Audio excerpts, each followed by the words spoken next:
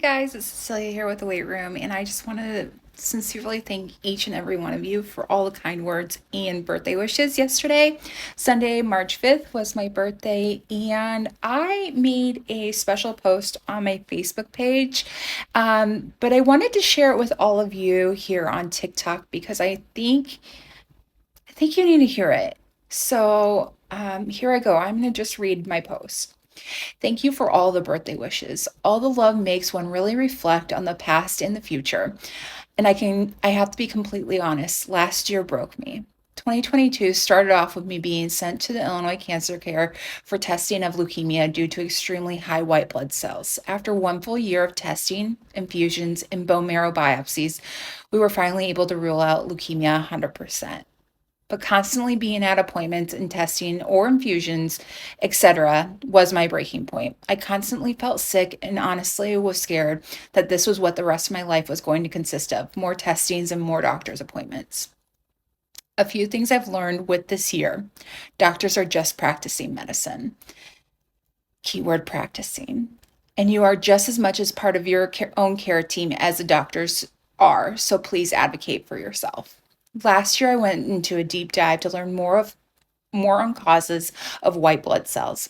I wasn't okay with hearing the doctors say, yeah, your counts are really high, but the leukemia tests keep coming back negative. I know I should have been elated that the tests were negative, but something inside me kept saying, well, then what the hell is causing this? My care team planned to just leave it at that: a negative leukemia test, and I just had high white blood cells. That just didn't sit well with me. As my deep dive kept getting deeper, I read many studies on how white blood cells could be signs of inflammation, and one of the most common things that is overlooked is insulin resistance. At that time, a big light bulb went off.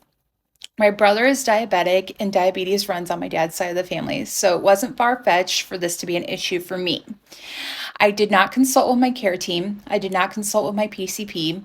I found a telehealth doctor that specifically treated insulin resistance with a brand new drug that hit the market in June of 22. Mounjaro, a GLP-1 class medicine. I know all this sounds crazy and irrational, and honestly risky, but the fear of spending the rest of my life sick, being constantly tested for who knows what, and always being at doctor's offices just didn't sit well with me. I did everything I could to educate myself on this medication, where to get it, how to take it, and the side effects. In my eyes, the worst that could happen is that I would lose some weight along the way. Fast forward 7 months later, my white blood cells are decreasing. I have tapered off several of my medications. My asthma is controlled, and my digestive system has done a complete 180. And I'm officially 80 pounds down. My mind is blown. I had no intentions of having this much success in regaining my health. I was truly just terrified of what I thought my life was going to look like if I didn't take control myself. If you made it this long in my video, my only ask is that you take my journey, you watch my journey, and you begin to advocate for yourself. You're just as much a part of your care team as those doctors are. Cheers to turning 36 and feeling better than I had ever felt in many, many years. Thank you guys for all the kind wishes, and thank you for continuing to support me.